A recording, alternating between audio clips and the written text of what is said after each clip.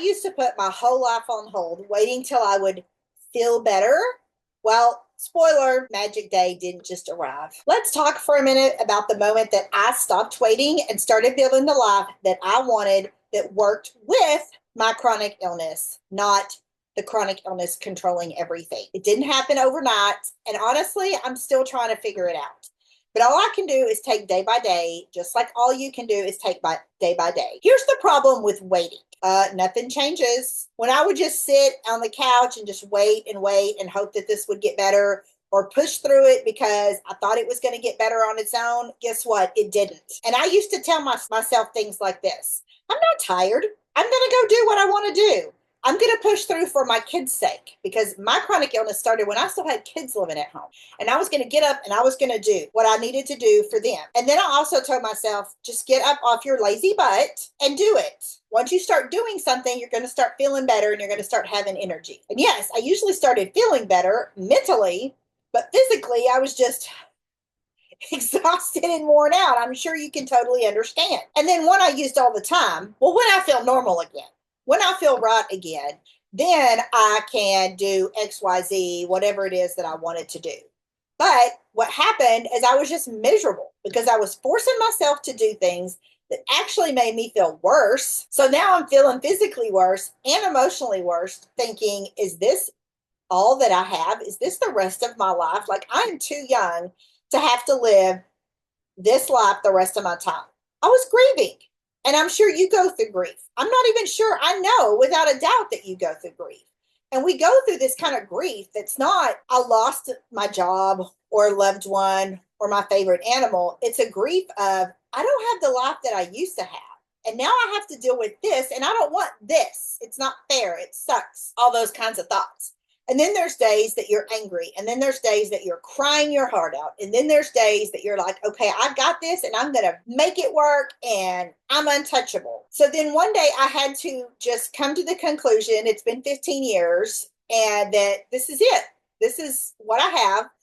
Going to lots of doctors, being told everything's fine, lose some weight, diet and exercise, blah, blah, blah. The same crap that I'm sure you've been told and you're just blatantly sick of hearing it. But I decided, you know what? I cannot live the rest of my life this way. I'm too young. I can't do anything about what my body is doing and what's going on. There's something going on. I'm going to continue to find a doctor that can help me and figure out what's wrong. But I have to quit living in misery and I have to take a little bit of control back of my life. And even if it's just 1% control that I'm going to take back, I'm going to take it back.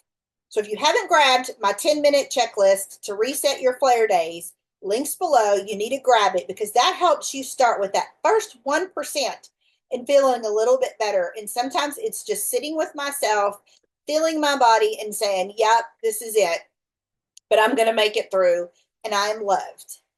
I also started making a plan to live with my life. What am I going to do on those days that I don't have the energy that I normally would?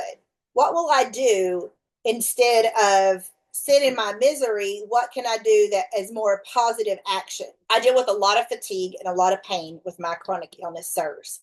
And for a long time, I didn't know what it was. I've learned it's a genetic thing. So therefore, I'm going to have it the rest of my life. So I know that I'm going to have days where I can get out and do things. But by doing that, it is going to make me in the bed or on the couch extremely fatigued and pain the next couple of days. So I've created my little flare bag that I have. And I have in it like an adult coloring book.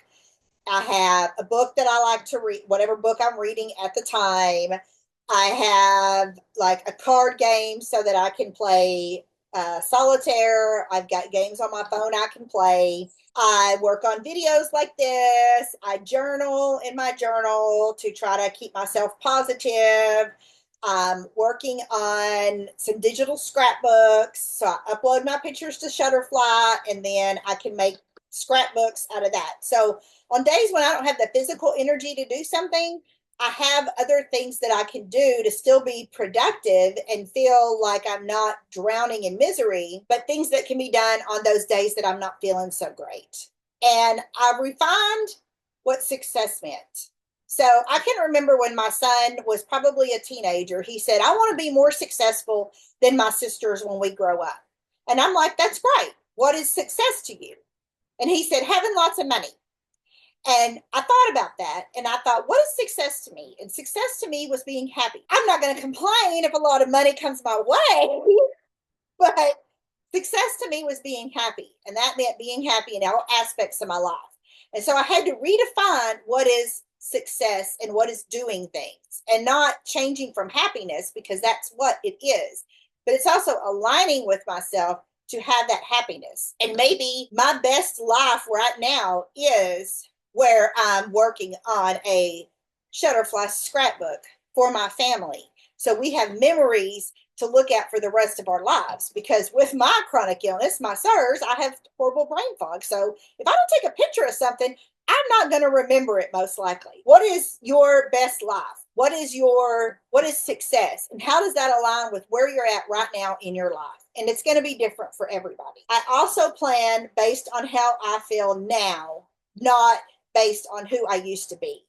I used to run circles around my kids and we'd go outside and I'd do yard work all day long. Of course, I'm exhausted at the end of the day, but it was all done.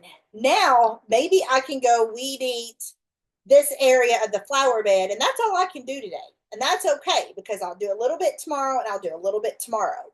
And yeah, those crappy thoughts sneak into my mind. Like we used to be able to do this all the time, but I have to tell myself I'm trying to live with my chronic illness. And that means not doing so much one day that I can't do anything for another week. I want to do a little bit so I can do a little bit more. And you know what? Now I feel a little bit more in control of my life. Doesn't mean that it's all better. Doesn't mean that my chronic illness is gone. And it doesn't mean that I'm not going to have flares of pain and fatigue and shortness of breath and upset stomach and misery, but I'm a little bit more in control. I've got that, I'm about 5% more in control than I was before. So if you're stuck in when I feel better mode, you're not alone and you're not crazy. And there's absolutely nothing wrong with you. You just need to work on getting a little 1% better, to finding the joy and the happiness and whatever your success is in what your body is capable of doing right now. And until next time,